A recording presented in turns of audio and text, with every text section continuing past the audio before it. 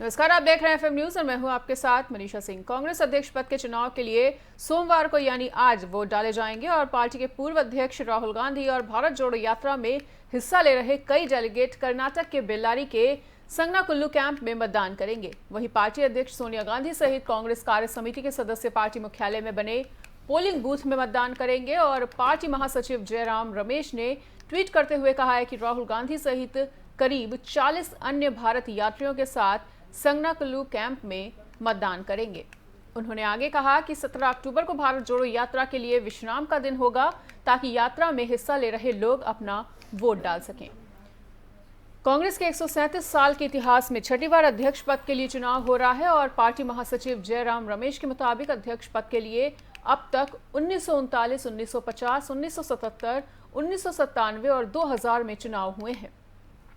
पूरे 22 वर्षों के बाद फिर से एक बार अध्यक्ष पद के लिए चुनाव हो रहा है और अध्यक्ष पद के चुनाव की जिम्मेदारी संभाल रहे केंद्रीय चुनाव प्राधिकरण के अध्यक्ष मधुसूदन मिस्त्री ने कहा है कि एआईसीसी में भी एक बूथ बनाया जाएगा। आगे उन्होंने कहा कि वरिष्ठ नेताओं, सीडब्ल्यूसी के सदस्य और अन्य प्रदेश के नेताओं के पहचान पत्र अलग अलग राज्य से हैं और ये सभी डेलीगेट एआईसीसी में आकर मतदान कर सकते हैं। तो आज खड़गे और थरूर के बीच में मुकाबला देखने को मिल सकता है। आज ही वोटिंग भी की जाएगी। वहीं अध्यक्ष पद के लिए आज वोटिंग होने जा रही है और खड़गे और थरूर आमने सामने हैं।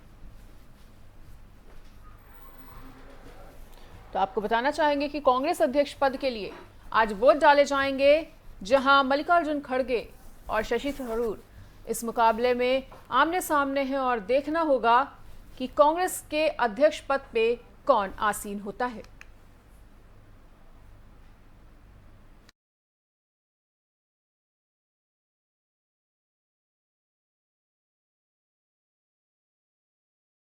महाराष्ट्र की राजधानी मुंबई की अंधेरी विधानसभा सीट पर होने वाले उपचुनाव में दिलचस्प मोड़ आ गया है। वहीं उपचुनाव से पहले एकनाथ शिंदे खेमे के विधायक ने रविवार को मुख्यमंत्री एकनाथ शिंदे को पत्र लिखकर उद्धव बालासाहब ठाकरे की उम्मीदवार ऋतुजा लटके के निर्विरोध चुनाव के लिए भाजपा से बात करने का अनुरोध किया। यह पत्र एकनाथ शिंदे और भारतीय जनता पार्टी समर्थकों के लिए किसी झटके से कम नहीं है, क्योंकि भाजपा और शिंदे की निगाहें 3 नवंबर को होने वाले अंधेरी पूर्व उपचुनाव की हॉट सीट पर बनी हुई है। अंधेरी पूर्व उपचुनाव के लिए दिवंगत रमेश लटके की पत्नी ऋतुजा लटके को पूर्व सीएम उद्धव ठाकरे के नेतृत्व वाले शिवसेना खेमे द्वारा खड़ा किया जाना था और इसके लिए उनका बीएमसी से इस्तीफा स्वीकार होना जरूरी था। मामला बंबई हाई कोर्ट पहुंचा और गुरुवार को कोर्ट ने ब्रह्म मुंबई नगर निगम यानी कि बीएमसी से कहा है कि ऋतुजा लटके का इस्तीफा स्वीकार कर लिया जाए।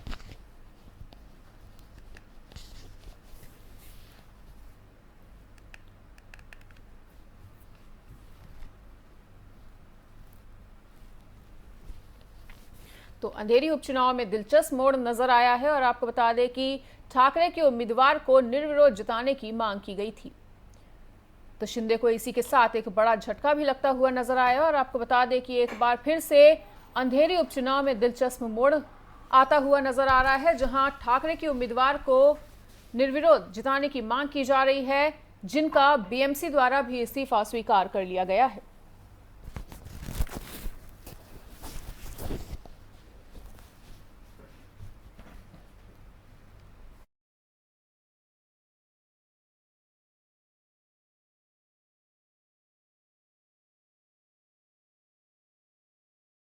रेलवे ने 2021-22 में विशेष ट्रेन सेवाओं से 17,526 करोड़ रुपए की कमाई की है और इस फाइनेंशियल ईयर के कुल यात्री राजस्व का करीब 45% है। ये जानकारी सूचना के अधिकार के तहत पूछे गए एक सवाल के जवाब में मिली है और रेलवे ने मई 2020 में कोरोना वायरस महामारी के बीच जब यात्री ट्रेन सेवाएं बहाल की थी तो केवल विशेष ट्रेन सेवाएं ही शुरू की गई थी। इसके पीछे मकसद ये था कि महामारी के दौरान कब लोग ही यात्रा करें। गौरतलब है कि आमतौर पर त्योहारों या ऑल इंडिया लेवल पर होने वाली परीक्षाओं या कुछ विशेष अवसरों पर चलाई जाने वाली विशेष रेलगाड़ियों का किराया अधिक होता है। रेलवे ने महामारी आने के बाद से अपनी सभी सेवाओं का परिचालन विशेष ट्रेन सेवा के नाम से शुरू किया था और नवंबर 2021 में इसकी सामान्य सेवा बहाल हुई।